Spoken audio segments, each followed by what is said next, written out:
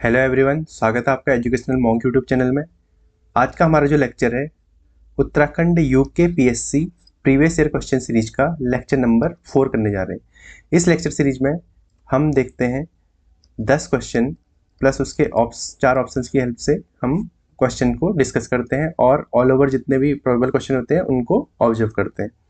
तो ये PYQ series आपके आगामी एग्जाम जो भी होने वाले हैं, जो यूके पीएससी कराता है, जैसे upper PCS, lower PCS, RO, ARO और सबऑर्डिनेट सर्विसेज के जितने भी सारे एग्जाम होते हैं उनके लिए बहुत ज़्यादा इंपॉर्टेंट होने वाली है।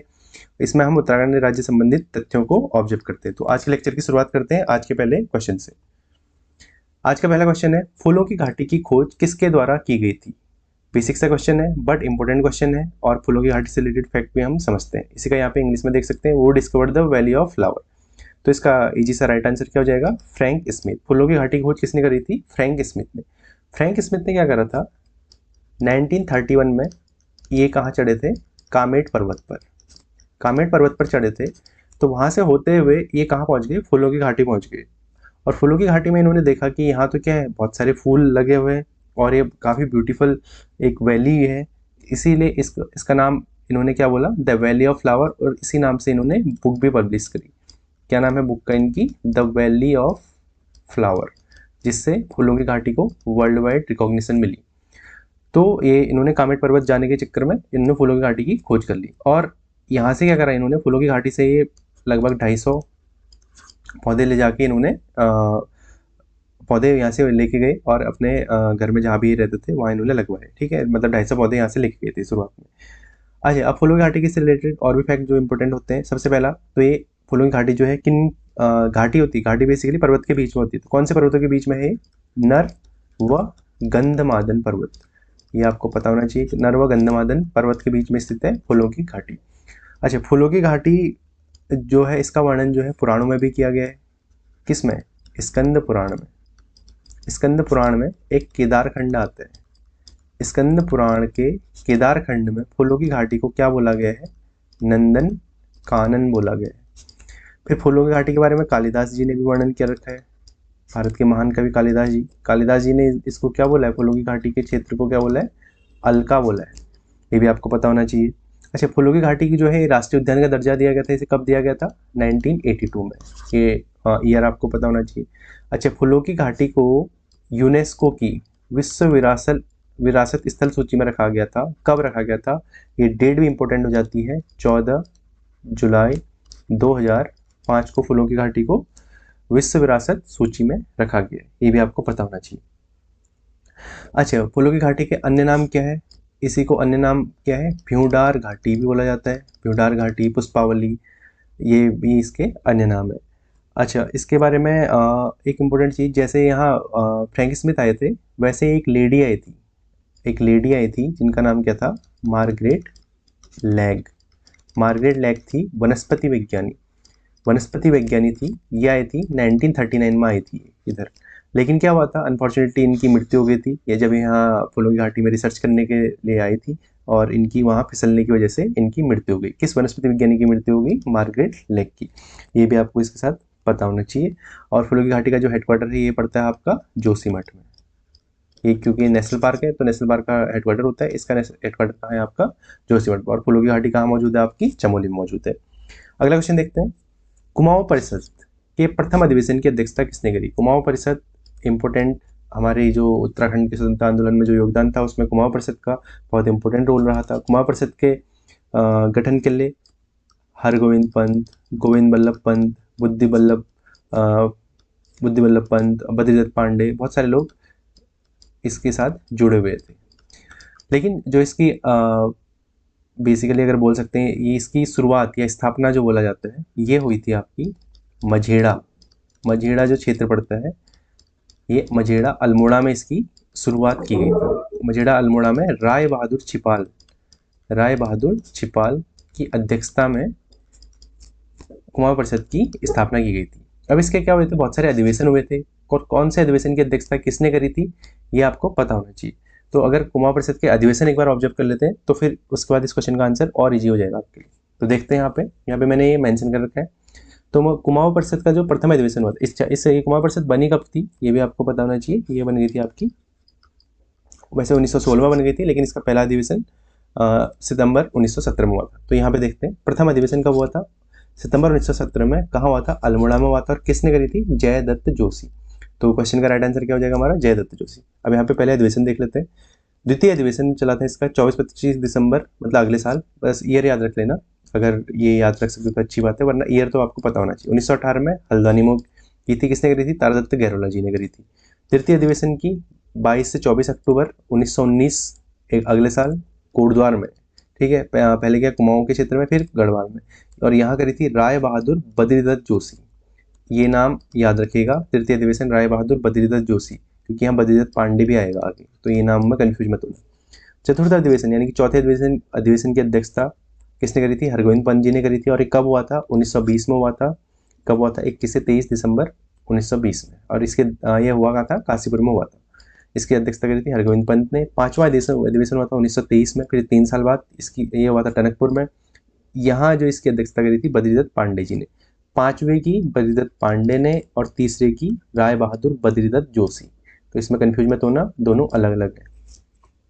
छठे अधिवेशन की अध्यक्षता करी थी 1926 में, और इसी के बाद कुमार परिषद का विलय कर दिया गया था, और कुमार परिषद खत्म कर दी गई थी बेसिकली। इसका कांग्रेस में विलय कर दिया गया था। रानीखेत में करी थी बैरिस्टर मुकुंदी लाल जी ने। लास्ट जो अधिवेशन था इसका मुकुंदी लाल जी ने अध्यक्षता करी थी। ये चार्ट आपको याद होना चाहिए, इसका स्क्रीनशॉट भी ले सकते हैं आप। ठीक है, तो हमारा जो क्वेश्चन है उसका राइट आंसर क्या हो जाएगा, जयदत्त जोशी। पहले अधिवेशन की अध्यक्षता किसने करी थी, जयदत्त जोशी ने। जब बनी थी उस टाइम पे किसने करी थी, राय बहादुर छिपाल जी ने करी थी। लेकिन जो पहला अधिवेशन जो हुआ था उसकी अध्यक्षता जयदत्त जोशी जी ने करी थी, ये ध्यान रखिएगा। अगला क्वेश्चन देखते हैं। विख्यात भाषा विज्ञानी क्लाउस पीटर जॉलर ने निम्नांकित में से किस भाषा पर शोध कार्य किया है। क्लाउस पीटर जॉलर एक रिनोन्ड लिंग्विस्ट है।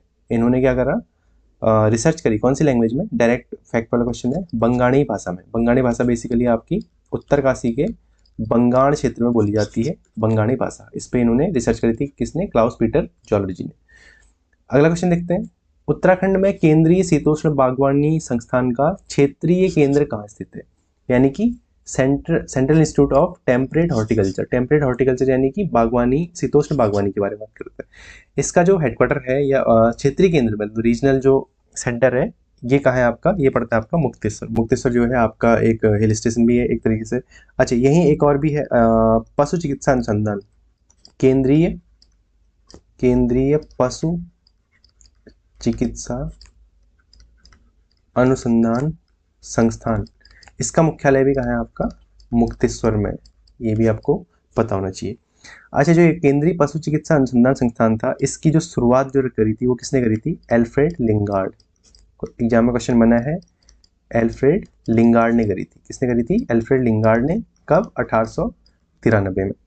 और इसको बेसिकली पहले इसका जो नाम था वो क्या था, इंपीरियल बैक्टीरियोलॉजिकल लेबोरेटरी करके, इंपीरियल बैक्टीरियोलॉजिकल लेबोरेटरी। ठीक है, इंपीरियल बैक्टीरियोलॉजिकल लेबोरेटरी के नाम से था। अच्छा, ये तो देखने केंद्रीय पशु चिकित्सा अनुसंधान संस्थान। ऐसे ही एक एग्जाम में क्वेश्चन बना था, विवेकानंद पर्वतीय कृषि अनुसंधान संस्थान, इसकी स्थापना कब करी थी और किसने करी थी। पॉज करके आंसर करने की कोशिश कीजिए। 1924 में करी थी। किसने करी थी, बोसी सेन जी ने। बोसी सेन जी ने करी थी। पहले कोलकाता में करी थी, लेकिन बाद में अल्मोड़ा लाया गया। बोसी सेन जी ने 1924 में विवेकानंद पर्वतीय कृषि अनुसंधान संस्थान की स्थापना की थी। अगला क्वेश्चन देखते हैं।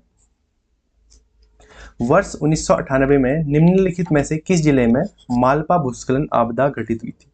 मालपा भूस्खलन आपदा एक बोल सकते हैं इनफेमस, यानी कि जिसमें काफ़ी लोग नुकसान हुआ था, एक इम्पोर्टेंट घटना थी 1998 की। ये कब हुई थी, इसका आपको डेट भी एग्जैक्टली भी याद होनी चाहिए, क्योंकि कुछ जो आपदाएं हैं उनके बारे में आपको एग्जैक्ट पता होना चाहिए। ये हुई थी 18 अगस्त 1998 को। ये कहाँ हुई थी, बेसिकली अगर उस क्षेत्र की बात करें तो पिथौरागढ़ के मालपा क्षेत्र। मालपा ये पड़ता है आपका पिथौरागढ़ के धारचूला मुनस्यारी वाला जो इलाका है वहाँ पड़ता है आपका। ये बेसिकली जो कैलाश मानसरोवर को जाने वाला जो रास्ता था उसी में हुई थी। इसमें एक ऑपरेशन चलाया था उस टाइम पे। कौन सा ऑपरेशन चलाया था मालपा भूस्खलन के लिए, ये भी आपको पता होना चाहिए। Operation blue angel. Operation blue angel चलाया गया था मालवा भूस्खलन में राहत कार्य के लिए। और इसके दौरान एक इम्पोर्टेंट फिगर भारतीय नृत्यांगना थी, भारतीय नृत्यांगना प्रोतिमा बेदी की भी मृत्यु हो गई थी इसी दौरान, इसी भूस्खलन के दौरान। और काफ़ी सारे यात्रियों की मृत्यु हुई थी, काफ़ी सारे नुकसान हुआ था वहाँ मालवा का भूस्खलन आज भी लोगों को एक वहाँ के लोगों के लिए एक बुरी याद की तरह है ना। अच्छा, कुछ और देख लेते हैं इंपॉर्टेंट जो आपदाएं हुई उत्तराखंड में, बहुत सारी आपदाएं होती रहती हैं। अच्छा, एक रिसेंट में एक हुआ था सिलक्यारा से क्वेश्चन बना था। सिलक्यारा सुरंग सुरंग क्या हुई, बनने के दौरान ये ढह गई थी और यहाँ मजदूर फंस गए थे। एक क्वेश्चन बना था एग्जाम में, इसकी लंबाई कितनी है, इसकी लंबाई एग्जैक्ट आपको पता होनी चाहिए, 4.531 किलोमीटर। डायरेक्ट क्वेश्चन बना था, इसकी लंबाई कितनी है। अच्छा, इसकी शुरुआत कब से हुई थी, 2018 जुलाई से इसकी शुरुआत हुई थी। तो हुआ क्या था, ये NH, अच्छा कौन से हाईवे पर बन रही है, NH 134 पे बन रही है। तो इसमें क्या हुआ, इसमें इसके बनने के दौरान इसमें क्या हुआ था, 41 मजदूर 17 दिन तक फंसे रहे थे। ये काफ़ी इम्पोर्टेंट घटना थी। फिर उनको जो NDRF SDRF की टीम ने मिलकर इनको रेस्क्यू करा और ऑस्ट्रेलिया से भी मशीनें बुलाई गई, वहाँ से एक्सपर्ट बुलाए गए। तो काफ़ी एक क्रिटिकल दिन रहे थे इन 41 मजदूरों के लिए, 17 दिन। ठीक है, ये क्या है, सिलक्यारा सुरंग। इससे एग्जाम में क्वेश्चन बना था कि इसकी लेंथ कितनी है। इसी तरीके से एक केदारनाथ आपदा, ये तो सबको पता ही है। केदारनाथ में जो आपदा आई थी वो कब आई थी, 17 जून 2013 में, 2013 की जो आपदा थी केदारनाथ के दौरान। जो इंडियन आर्मी ने कौन सा ऑपरेशन चलाया था, operation Surya hope. Indian army ने चलाया था ऑपरेशन सूर्या होप। ऐसे ही जो इंडियन एयरफोर्स ने, आर्मी ने चलाया था सूर्या होप और एयरफोर्स ने कौन सा चलाया था, इसका नाम था ऑपरेशन राहत। ऑपरेशन राहत, ये भी आपको पता होना चाहिए। अगला क्वेश्चन देखते हैं, निम्नलिखित में से किस राष्ट्रीय उद्यान का भौगोलिक क्षेत्रफल सबसे न्यूनतम है। सबसे छोटा जो राष्ट्रीय उद्यान है वो है आपका फूलों की घाटी राष्ट्रीय उद्यान, जिसके बारे में हमने पहले क्वेश्चन में डिस्कस करा। अच्छा, अब जो राष्ट्रीय उद्यान के बारे में कुछ और चीज़ें देख लेते हैं मैप के थ्रू।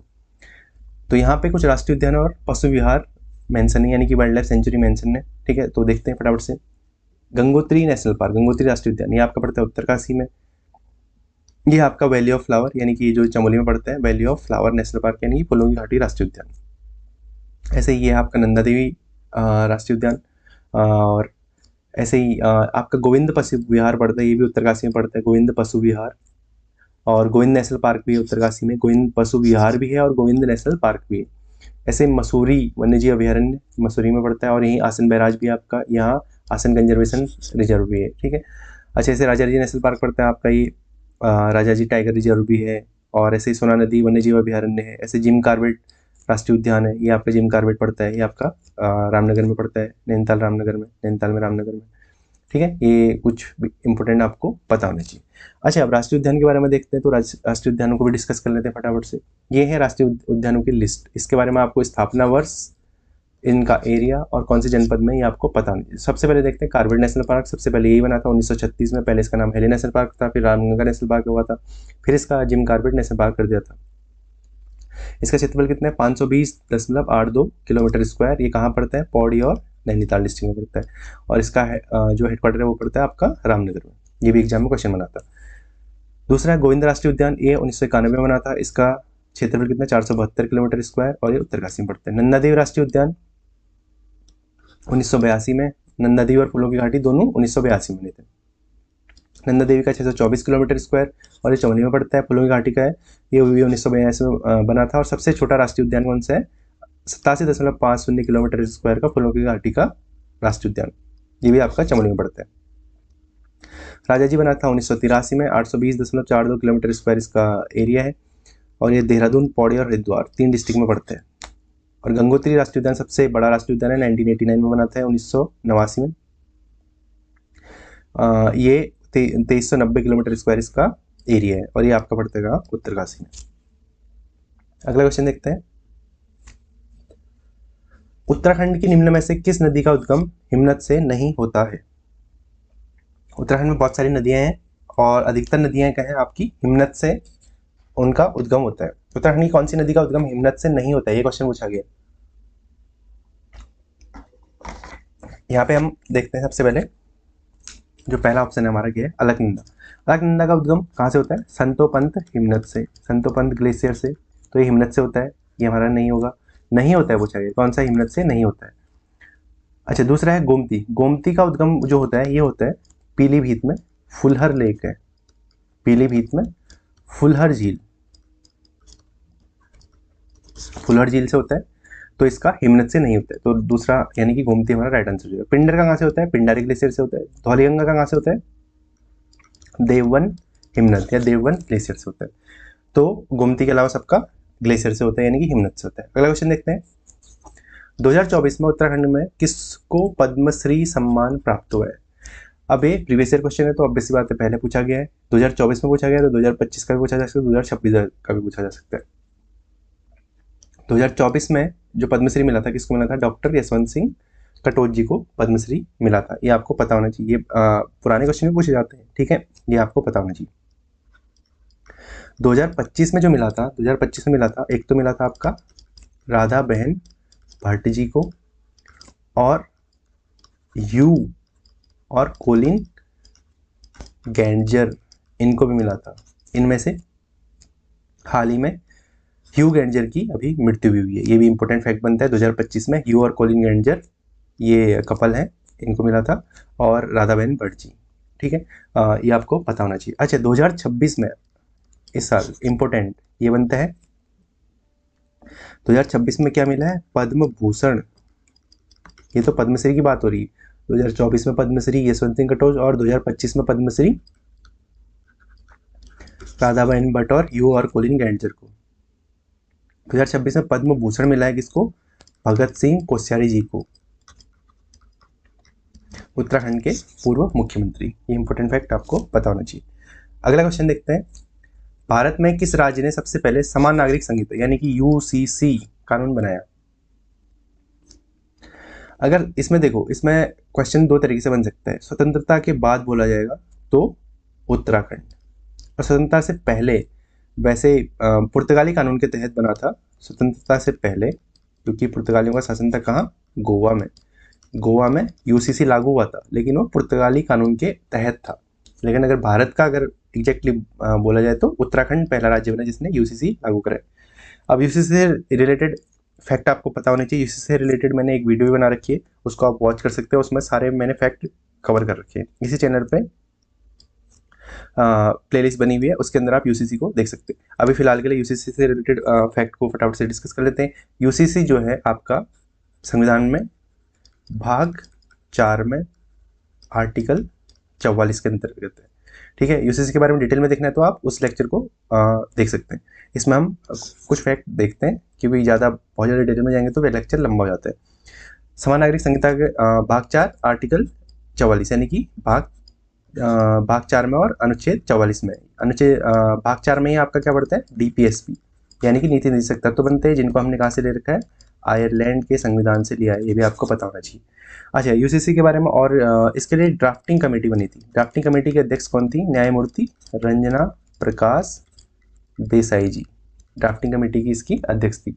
और यूसीसी लागू कब हुआ था उत्तराखंड में, ये डेट तो आपको टिप पे होनी चाहिए, 27 जनवरी 2025 से यूसीसी उत्तराखंड में लागू हो गया। अगला क्वेश्चन देखते हैं, भारत के प्रधानमंत्री द्वारा उत्तराखंड में किस धार्मिक पर्यटन मार्ग की शुरुआत की गई थी। ये उस टाइम के जो क्वेश्चन थे उसके अकॉर्डिंग ये इंपॉर्टेंट था। हाँ बाद में भी क्वेश्चन पूछे जाते हैं, तो ये बेसिकली 2024 में पूछा गया था, उस टाइम पे प्रधानमंत्री ने विजिट करी थी, और ये यात्रा मार्ग काफ़ी न्यूज में भी था, यहाँ मोदी जी ने पूजा आराधना भी करी थी। आदि कैलाश से ओम पर्वत, किस धार्मिक पर्यटन मार्ग की शुरुआत करी थी, आदि कैलाश से ओम पर्वत, ये आपका पड़ता है पिथौरागढ़ डिस्ट्रिक्ट में।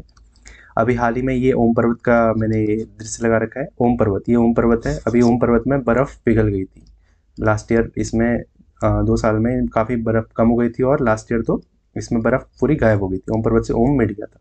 ये भी एक ग्लोबल वार्मिंग का एक खतरनाक इम्पैक्ट इस पर पड़ा है, जो हमारी क्या है, पर्वतों पे है, और पहाड़ जो है, ठीक है, जो टूरिस्ट प्लेस भी है एक तरीके से। अच्छा इससे रिलेटेड यहाँ क्या है, आदि कैलाश से ओम पर्वत की एक ट्रैक भी है, जिसको काफ़ी लोग यहाँ विजिट भी कर रहे हैं अभी, है ना, अभी एक तरीके से टूरिज्म स्पॉट बन गया। अच्छा 2025 में इसी तरीके से ट्रैक ऑफ द ईयर दिए गए थे। ट्रैक ऑफ द ईयर कौन कौन से थे? 3 ट्रैक ऑफ द ईयर बनाए गए थे जिनको उत्तराखंड जो है टूरिज्म जो प्रमोट करता है। तो कौन कौन से थे? चिनाब घाटी, चिनाब घाटी, चिनाब घाटी का है आपका चमोली में पड़ता है, चिनाब घाटी हो गया। और ऐसे गुलाबी कांठा, गुलाबी कांठा का, गुलाबी कांठा ये आपका पड़ता है उत्तरकाशी में। चिनाब घाटी चमोली, गुलाबी कांठा उत्तरकाशी। और ऐसे एक पिथौरागढ़ का है बनकटिया, बनकटिया हिमनद या बनकटिया ग्लेशियर, ये आपका पड़ता है कहाँ? पिथौरागढ़ में। ये क्या थे? आपके 3 ट्रैक ऑफ द ईयर थे। इस तरीके से हमने आज के क्वेश्चन डिस्कस करे, बाकी देखते हैं नेक्स्ट लेक्चर में। Thank you.